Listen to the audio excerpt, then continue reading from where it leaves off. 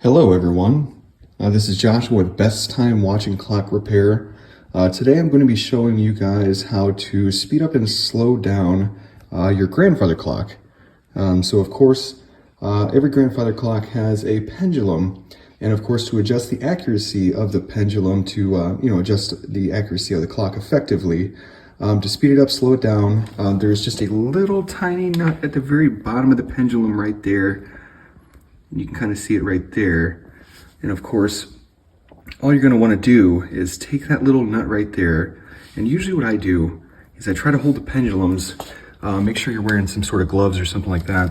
And I try to hold the pendulums with my one hand while I effectively take my other hand, my right hand, and then I basically just turn that little nut. Turn it to the right or clockwise is effectively bringing the pendulum up. And of course, if you take the pendulum and you turn that little nut the opposite way, it'll bring the pendulum bob a little lower, which will slow the clock down with every turn. And you can kind of see as I am turning the nut, it wants to turn the pendulum just a little bit. So that's why I do recommend using two hands to prevent any sort of issues like that. But it is also very important to also remember that if you speed up your clock or you slow it down, it is very important to wait at least 24 to 48 hours so that way you can see effectively how fast or how slow you have changed it or made it, so that way you can make adjustments accordingly.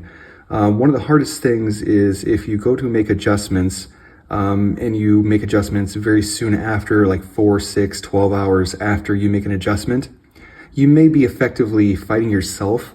It does take some time for these clocks to kind of get back into beat and to show their accuracy. So that's why I do recommend waiting at least 24 to 48 hours before making any sort of other accuracy adjustments other than what you have just made. But it is a very simple process. It is very user-friendly. And there's nothing really that can go wrong here.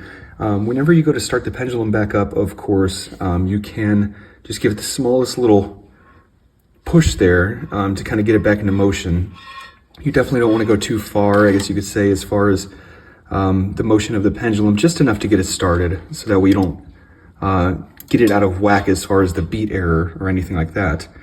But it is a very simple process, you guys, and if you guys have any questions or anything like that, reach out to me anytime. Again, the very little tiny nut at the very bottom of the pendulum, it's just a threaded nut.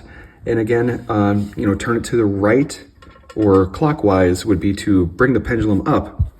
And then of course, if you turn it to the left or counterclockwise, it'll bring the pendulum down, which will slow the clock down. And this adjustment can be made anytime at your leisure.